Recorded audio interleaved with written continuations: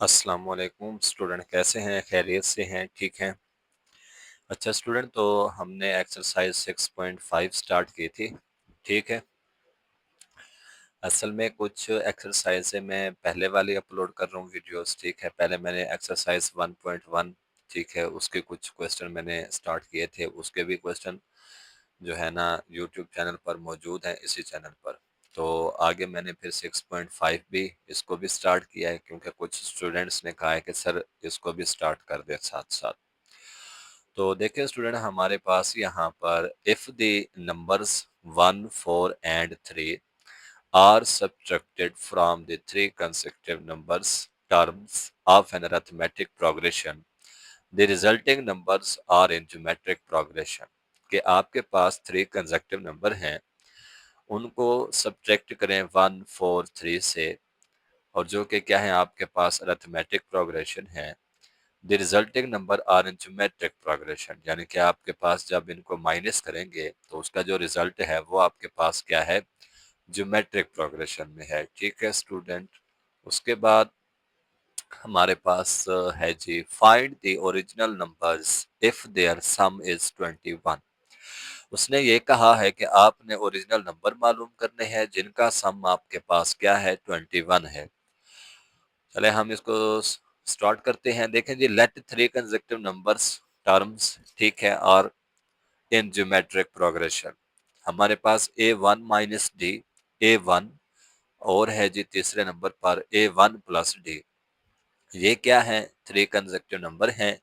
According to the given condition, उसने ये कहा है कि आपके पास इसका जो सम है जी, वो कितना है स्टूडेंट, 21 है। ठीक हो गया। यानी कि इन तीनों को, पहले को, दूसरी को, तीसरी को, तीनों टर्मों को जब हम जमा करेंगे तो हमारे पास उसका सम कितना आएगा, 21 आएगा। ठीक हो गया। अब यहाँ से ये प्लस का डी है, ये माइनस का डी है, दोनों क्या हो गए स्टूडेंट, ये कैंसल आउट हो गए। ठीक है।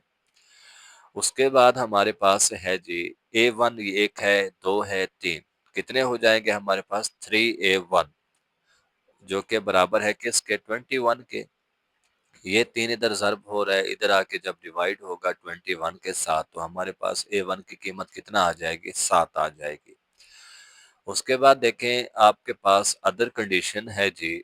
अदर कंडीशन में उसने कहा था कि आपके पास 1, 4 और 3 ये क्या हो रहे हैं, सब्ट्रैक्ट हो रहे हैं तीन कंसेक्टिव नंबर से, जो कि उसका रिजल्ट क्या है आपके पास, ये ज्योमेट्रिक प्रोग्रेशन है। a1 minus d minus 1, a1 minus 4, a1 plus d minus 3। अब देखें ये हमने कैसे बनाया है, ये वाली स्टेटमेंट, ये वाली स्टेटमेंट हमने इस तरह से बनाई है स्टूडेंट, क्योंकि उसने कहा था कि आपके पास जो थ्री कंसेक्टिव नंबर्स हैं, सॉरी टर्म्स हैं, उनमें से 1, 4 और 3 इनको क्या करना है, माइनस करना है, और इनका रिजल्ट आपके पास क्या आएगा, ज्योमेट्रिक प्रोग्रेशन में आएगा। ठीक हो गया। उसके बाद देखिए स्टूडेंट, हमने क्या करना है, ज्योमेट्रिक प्रोग्रेशन होती है रेशो, कॉमन रेशो। ठीक है। अब second term divided by first term, फिर ये third term divided by second term. ठीक है। अब हमारे पास ये सेकंड टर्म थी a1 minus 4 divided by a1 minus d minus 1। ठीक है। इसी तरह से थर्ड टर्म है a1 plus d minus 3 divided by a1 minus 4, इसको हम तकसीम कर देंगे। अब हम यहाँ पर बाई क्रॉस मल्टीप्लीकेशन, कि हम क्या करते हैं, क्रॉस मल्टीप्लीकेशन से इनको ज़र्ब करते हैं। देखें a1 माइनस 4 इसके साथ ज़र्ब होगा तो इसकी पावर कितना हो जाएगी, 2 हो जाएगी। एक ये लिखा हुआ है, एक ये लिखा हुआ है।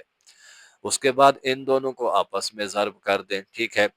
तो हमारे पास यहाँ पर जो इक्वेशन बनेगी a1 माइनस 4, और इसका यहाँ पर क्या लिखा हुआ है, square a1 plus d minus 3, a1 minus d minus 1। अब मैंने यहाँ पर लिखा है put the value of a1 is equal to 7। अगर आप यहाँ पर देखें, हमने a1 की जो कीमत है वो कितनी निकाली थी, 7 निकाली थी। ठीक है।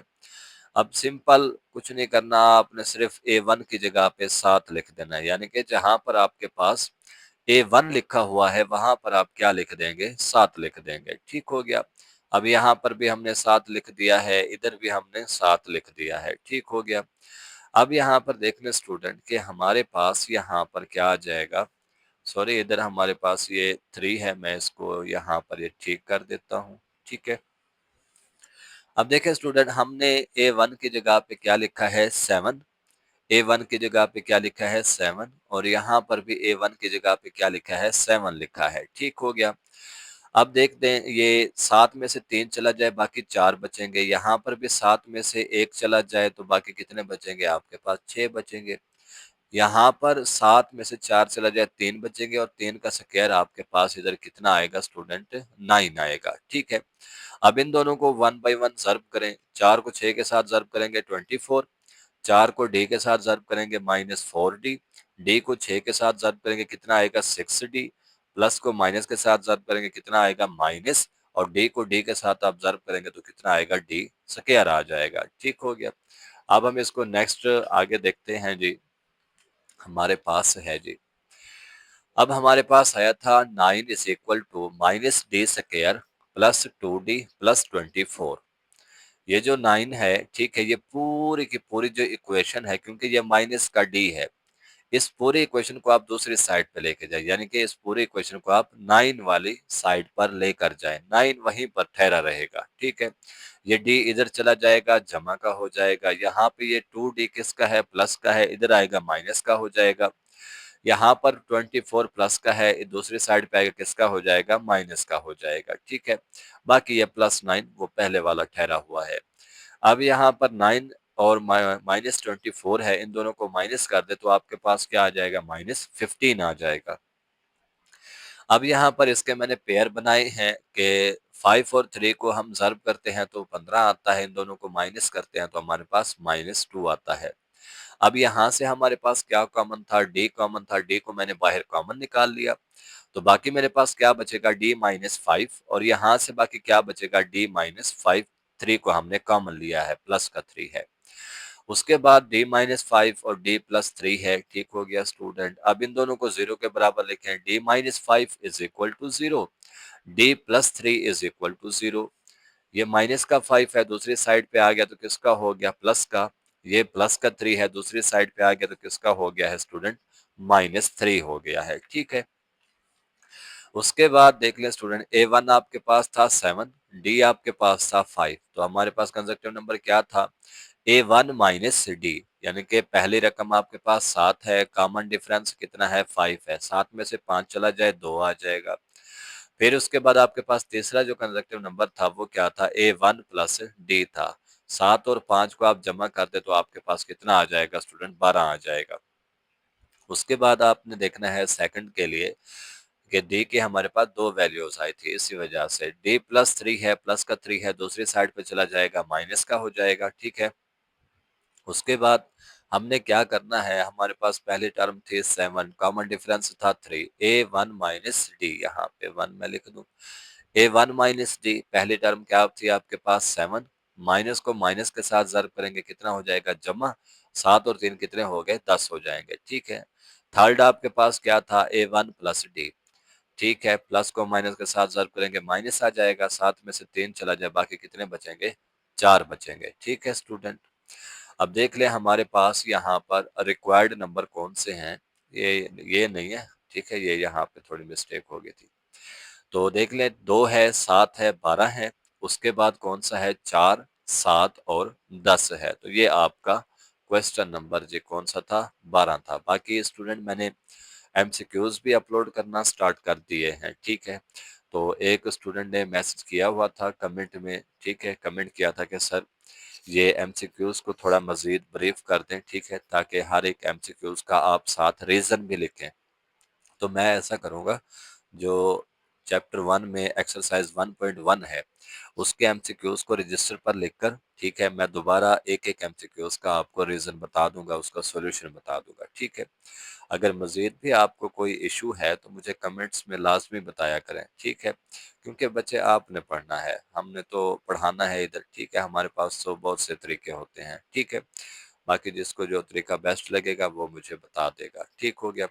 और दूसरी बात ये कि मुझे ये बता दें कि जिस तरह से अब मैंने ये पहले से लिख रखा है, ठीक है, फिर मैंने आपको स्टेप बाय स्टेप समझा दिया है। एक तो ये तरीका होता है, दूसरा ये होता है कि आप मुझे ये बताएं कि मैं साथ-साथ समझाता भी जाऊँ और साथ-साथ स्टेप को लिखता भी जाऊँ, एक वो भी तरीका होता है। अगर आपको वो तरीका सही लगता है तो मुझे वही बता दीजिएगा। अगर आपको व्हाइट बोर्ड पर समझ आती है तो मैं व्हाइट बोर्ड पर भी समझा दूँगा, ठीक है? वो भी अवेलेबल है, मुझे बता दीजिएगा कमेंट्स में, ठीक है स्टूडेंट?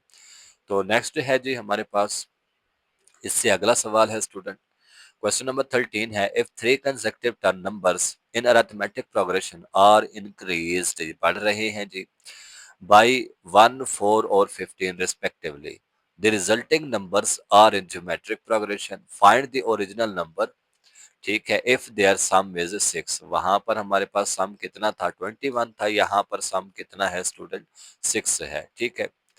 तो सॉल्यूशन देखें जी, मैंने यहाँ पर लिखा हुआ है, बिल्कुल इजी वे है, कोई टिपिकल बात नहीं है।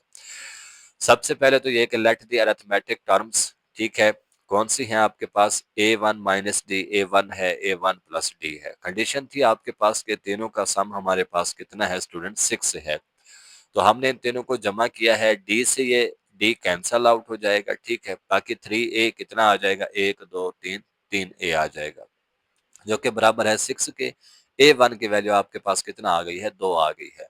उसके बाद हमारे पास अरिथमेटिक टर्म्स आर, ये हमारे पास क्या है, अरिथमेटिक टर्म्स हैं। स्टूडेंट मैंने क्या किया है, इस a1 की जगह पे मैंने 2 लिख दिया है, इस a1 की जगह पे मैंने 2 लिख दिया है, इस a1 की जगह पे मैंने 2 लिख दिया है, ठीक है। वहां पर मैंने आगे जाके पुट किया था, यहाँ पर मैंने पहले पुट कर दिया है, ठीक है। आप वहां पर भी इस तरह से कर सकते हैं, ठीक है, जो आपको बेस्ट लगे। अब देखिए जी, हमने उसने फिर कंडीशन दी थी आपको, ठीक है, अकॉर्डिंग टू, यहाँ पर लिख लें, अकॉर्डिंग टू गिवन कंडीशन, ठीक है जी। आपके पास जो कंडीशन थी कि इंक्रीज हो रहा नंबर, एक हो रहा है, फिर उसके बाद दूसरा था 4, फिर तीसरा क्या था, 15 था। अब इसमें देख लें, 2 और 1 कितना हो गए, 3, 4 और 2 कितना हो गए, 6, 2 और 15 कितना हो गया, 17 हो गया। और ये किस में थे, आर इन ज्योमेट्रिक प्रोग्रेशन, ठीक है। अब ये ज्योमेट्रिक प्रोग्रेशन में थे तो आपको पता है कि हम किस तरह से सॉल्व करते हैं। सेकंड टर्म आपके पास 6 है, फर्स्ट टर्म आपके पास 3 माइनस डी है, second term divided by first term, third term divided by second term.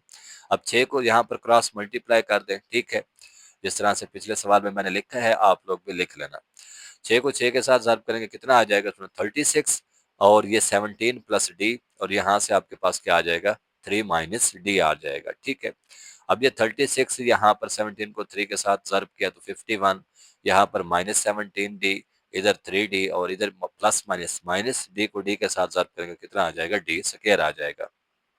अब यहाँ पर 17 से 3 चला जाए तो -14 बचेंगे, और मैंने दोबारा से इसी पूरे इक्वेशन को दूसरी साइड पे मैंने कन्वर्ट कर दिया है, भेज दिया। अब देखें क्या आएगा, ये माइनस का डी है, इधर आएगा तो किसका हो जाएगा, प्लस का हो जाएगा। ये माइनस का 14 डी है, इधर आएगा तो किसका हो जाएगा, प्लस का 14 डी। ये प्लस का 51 है, दूसरी साइड पे आएगा, किसका हो जाएगा, माइनस का 51। अब इन दोनों को माइनस करेंगे तो हमारे पास कितना बच जाएगा स्टूडेंट, -15 बच जाएगा, ठीक है।